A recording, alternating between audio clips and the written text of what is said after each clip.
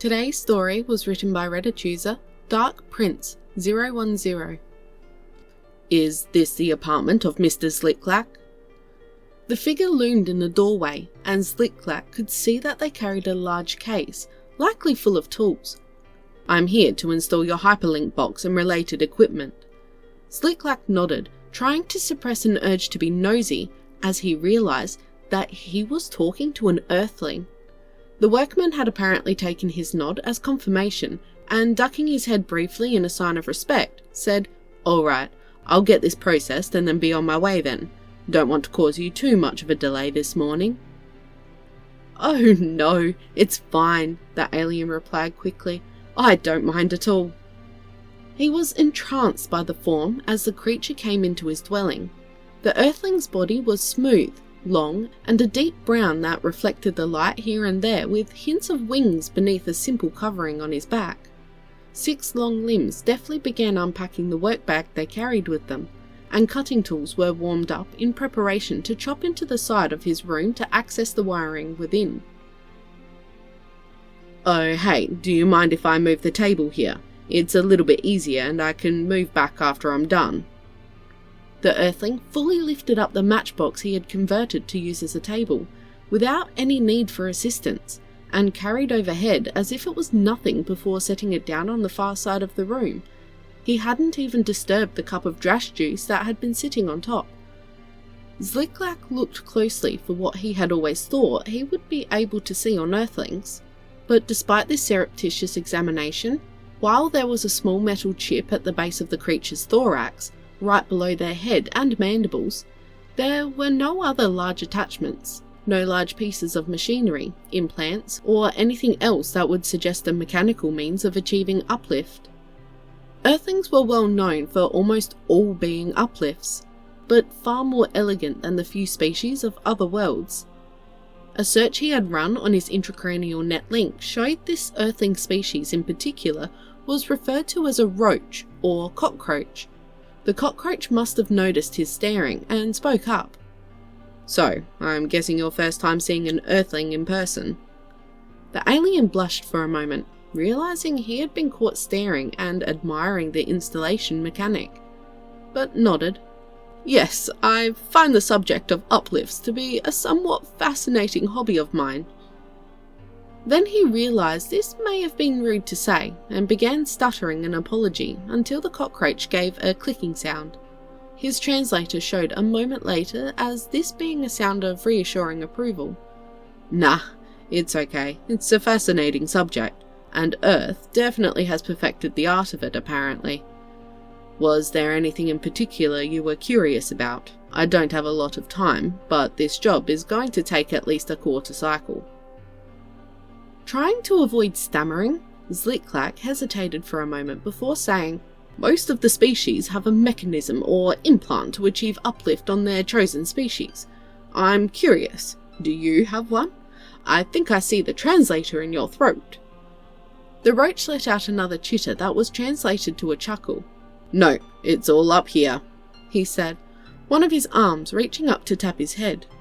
"Turns out that after humans figured out how to make artificial intelligence, and after they found the number of neurons needed was actually pretty modest, they realised the most important thing was just making sure they're all connected just right.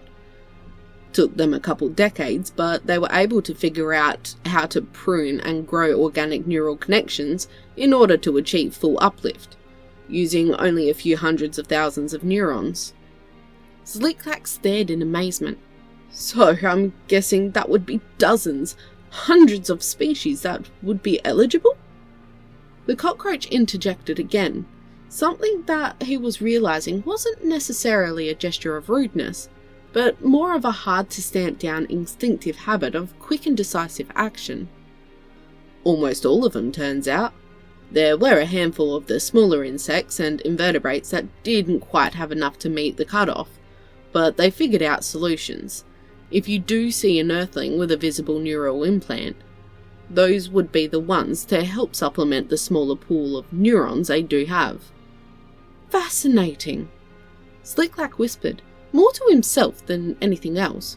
So, I'm guessing you then must have been a close companion species to humans in order to be uplifted, right? The cockroach made another click hissing noise that translated to a rueful smile, but polite disagreement.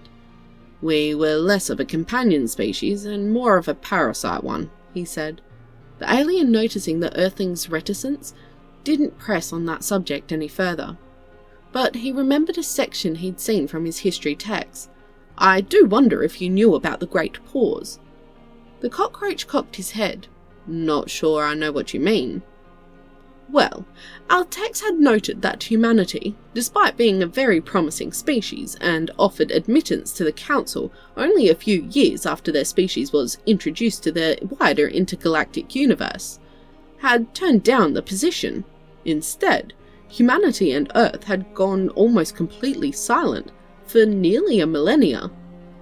Everyone was baffled by it, as species were usually overjoyed and very determined to impress when given such a prestigious nomination. Oh, I think I know what the context is for that, the cockroach said. You see, it was right about that time that humanity also figured out how to perfect neural rewiring. A famous quote from one of the lead scientists, a lovely old woman by the name of Dr. Winsayer, was, "We're not really doing something fundamentally new. It's the same yarn, but just a different sweater." Well, humans started uplifting more of their companion animals for sure. Dogs, cats, some particular types of livestock, that sort of thing. And humanity began asking if this was something they wanted to continue, and only to continue if they felt the rest of their species would want uplift as well. And almost every single one responded unanimously. Resoundingly, yes. So, humanity continued over the years and decades, reaching out to each new species, uplifting a handful, ensuring that they agreed that the rest of their species should be uplifted, and then proceeding to bring the gift of intelligence, thought, and reason to as many of them as they could. The cockroach shrugged. Of course, there were always a few that were rather opposed to it, and humanity respected their wishes and left them in their natural state. But for the rest, humanity worked hard to weave axons together, reconstructed and optimized neural pathways with microsurgeries, adaptive drug therapies, and working with whatever unique biology a given species had to ensure that they were all able to benefit. Slicklack sat back, stunned. He stammered. But the amount of resources that would have been! The cockroach clicked a sound that is translated as affirmative. It would take the resources of most of the nations, and millions upon millions of scientific experts for the initial uplift. But the public was in support, every step. Every new species building excitement and momentum rather than tempering it. Behind the scientists came armies of crafters, ready to create and adopt housing for those who no longer wished to live in the wilderness. There were sociologists, economists, and psychologists ready to help those with questions about their newfound place in the world, and how to interact with others. The cockroach turned to Slicklack at this, a significant note of pride in his voice. Fully half of the other clutchmates in the brood I was laid in have gone to pursue some philosophy degree or another. I am one of the odd ones out in that I had a knack for electronics and mechanical engineering instead.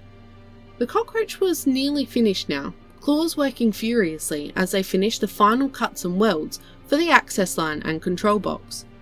It was a monumental task, and continued to be a monumental task, even with every set of hands and every additional mind added. That's why it took a little over 900 years.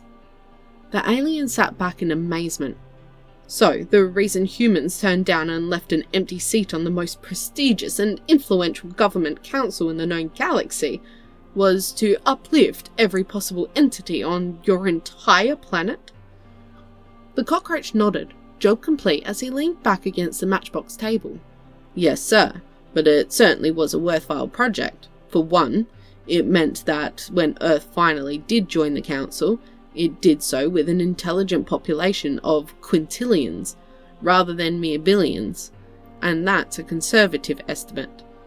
We also entered the stars with a huge array of viewpoints.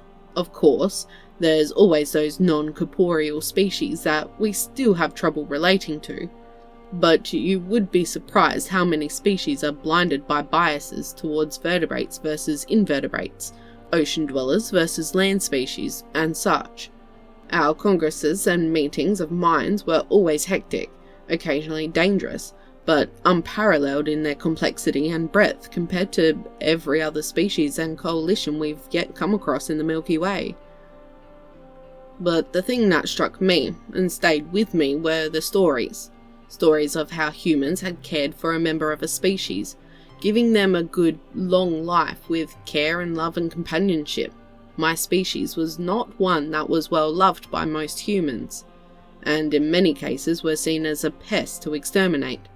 But what resonated with me is that even then, there were humans that saw us as something worthy of love and companionship and care, and raised us in homes and safety.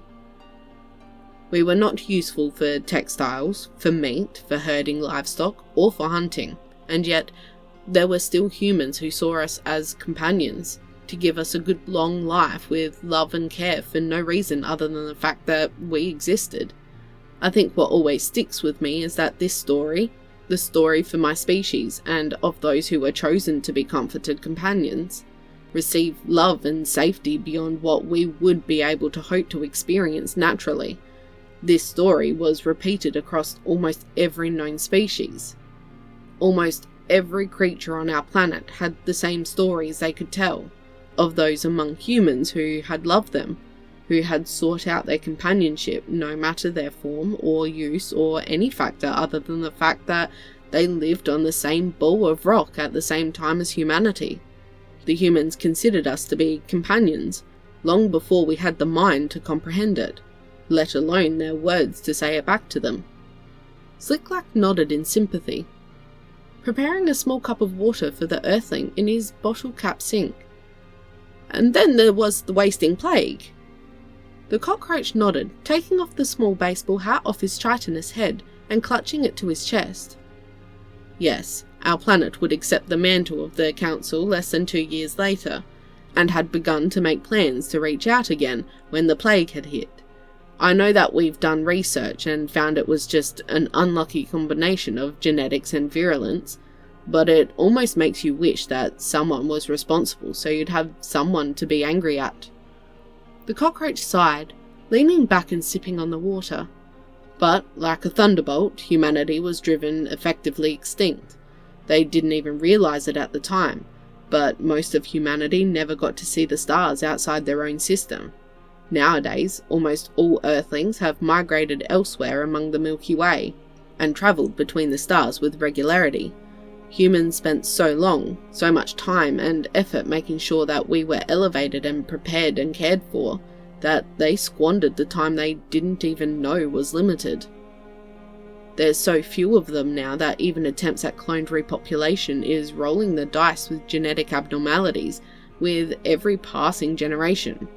And on some level, it feels like humans are at peace with that. It's like when a family member is on their last breaths, and there's a calmness and serenity. Not one born of bravery, but of a satisfaction of life well lived and goals well accomplished. They gave up their chance so we could have ours.